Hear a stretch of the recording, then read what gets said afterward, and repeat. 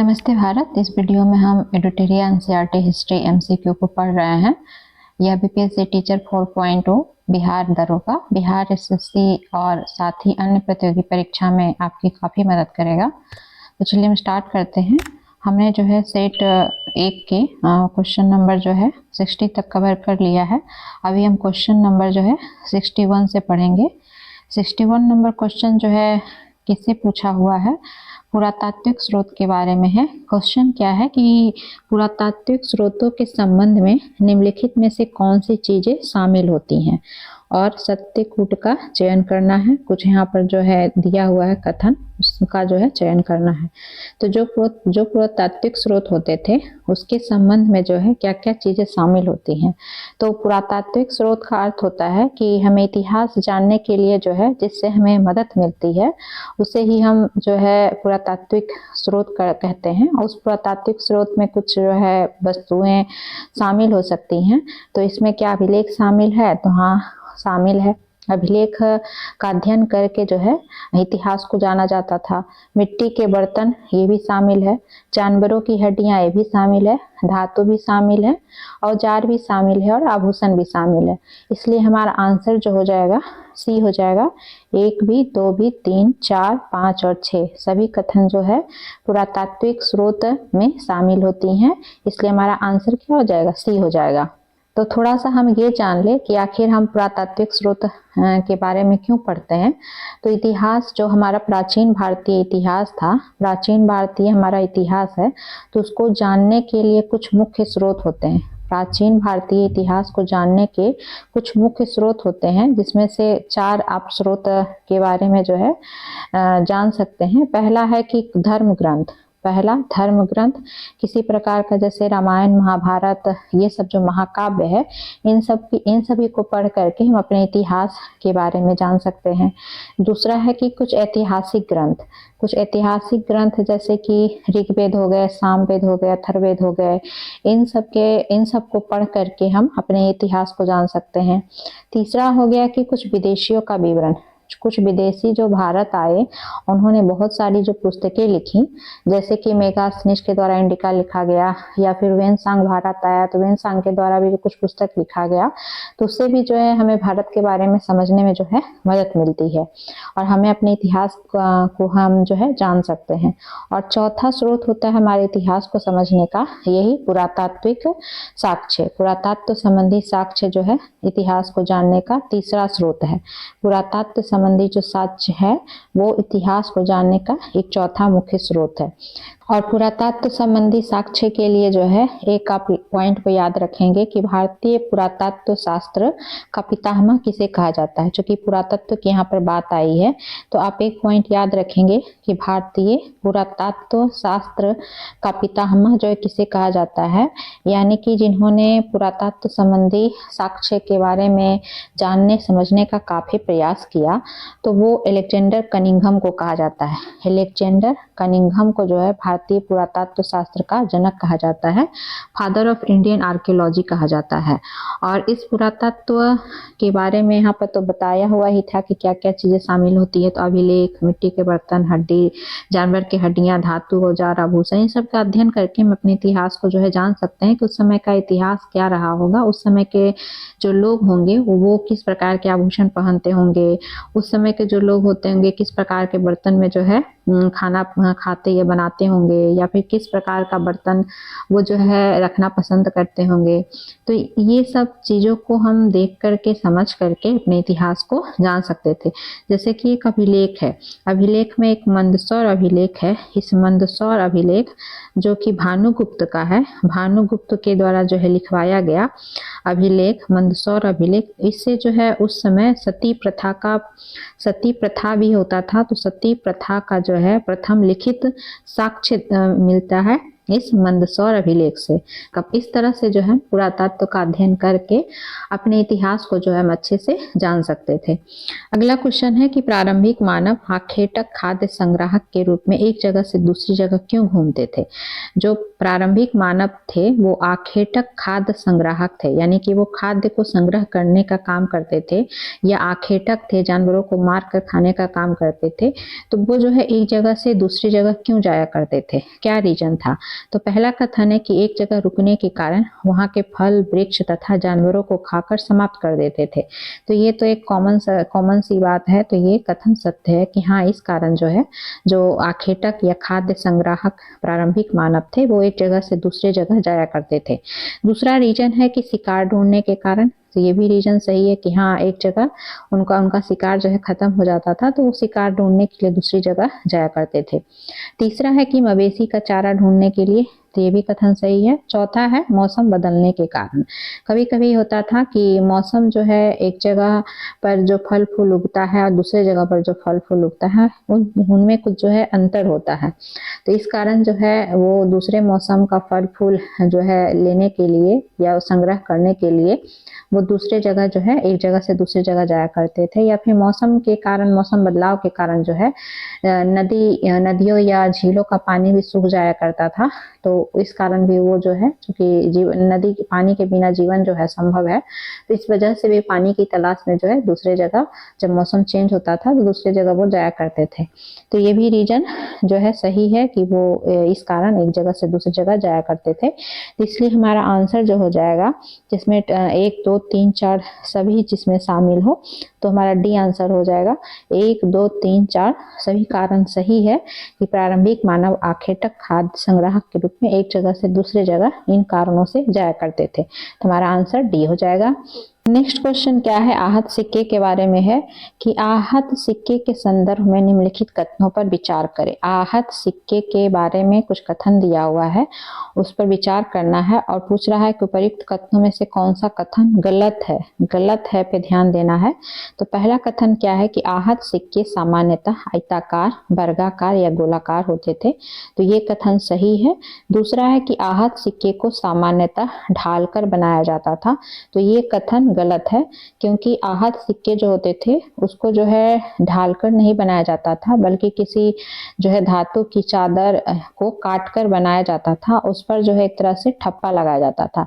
कोई अगर धातु है इस तरह का, तो इससे जो है काट करके किसी भी, चाहे वो आयताकार हो सकते थे, वर्गाकार हो सकते थे, गोलाकार हो सकते थे, और उस पर जो है एक प्रकार का जो है ठप्पा लगाया जाता था ऊपर से।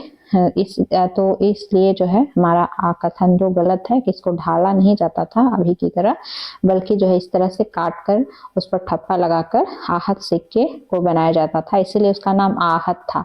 उस पर आहत किया जाता था, उस पर जो है ठप्पा लगाने के लिए।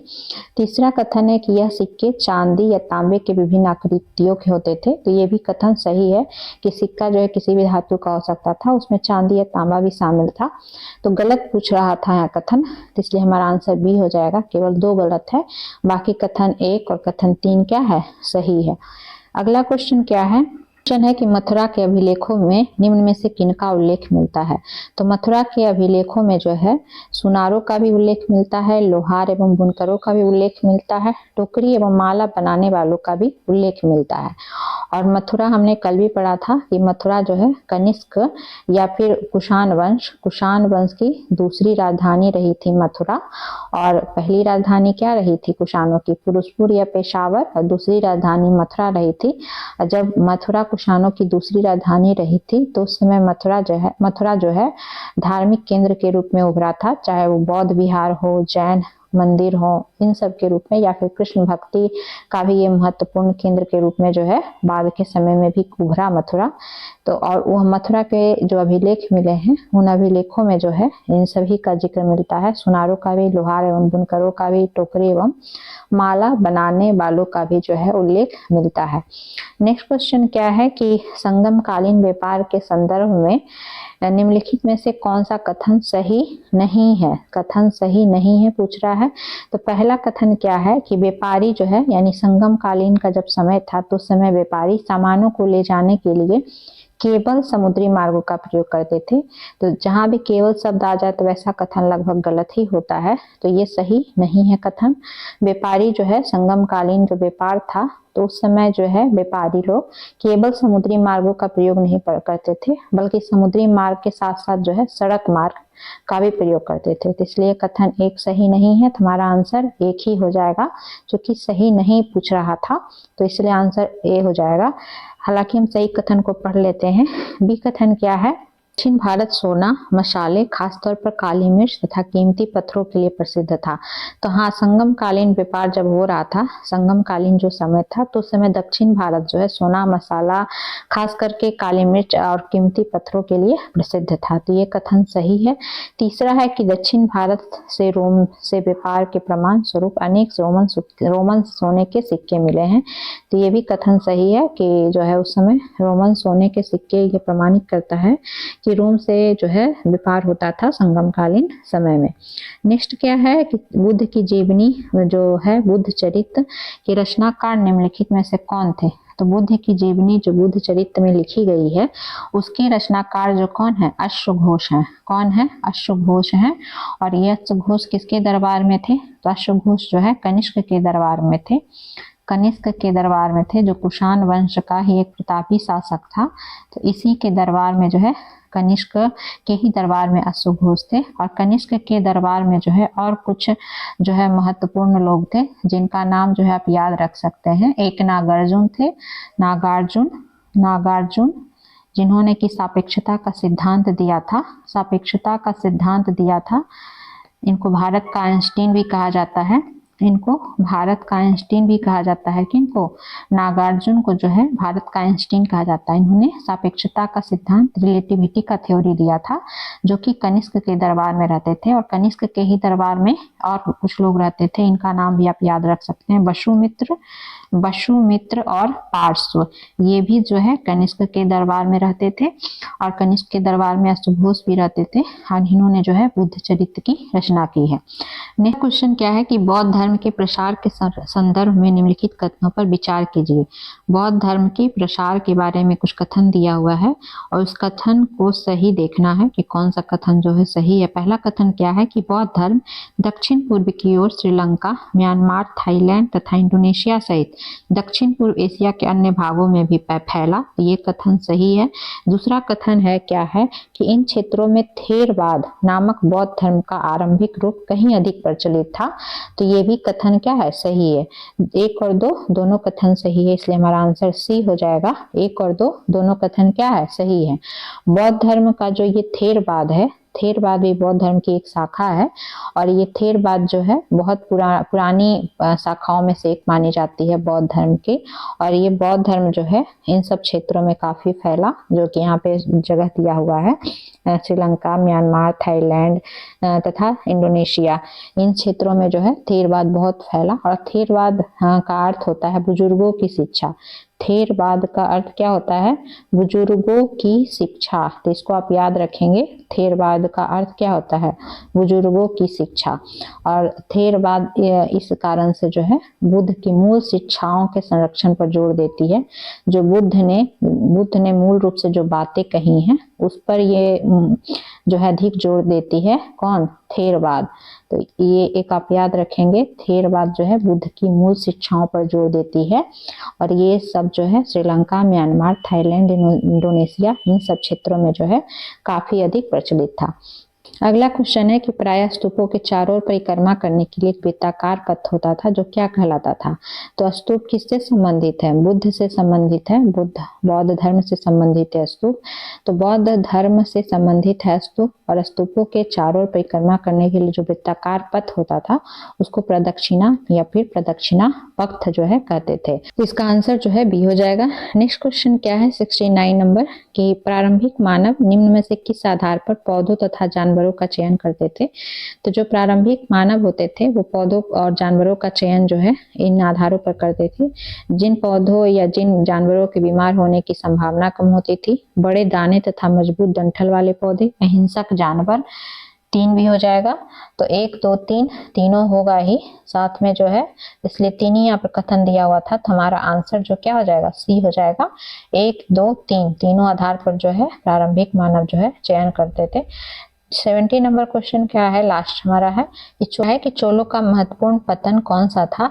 तो चोलों का महत्वपूर्ण पतन जो है पुहार था। कौन सा है, पुहार पतन, या फिर आप बंदरगाह भी कहें, तो ये पुहार जो है चोलों का एक महत्वपूर्ण पतन था, जो कि कहाँ था, तमिलनाडु में स्थित था। तमिलनाडु में जो है स्थित था, और चोलों का ये जो है एक महत्वपूर्ण पतन, या फिर आप बंदरगाह कहे, ये था।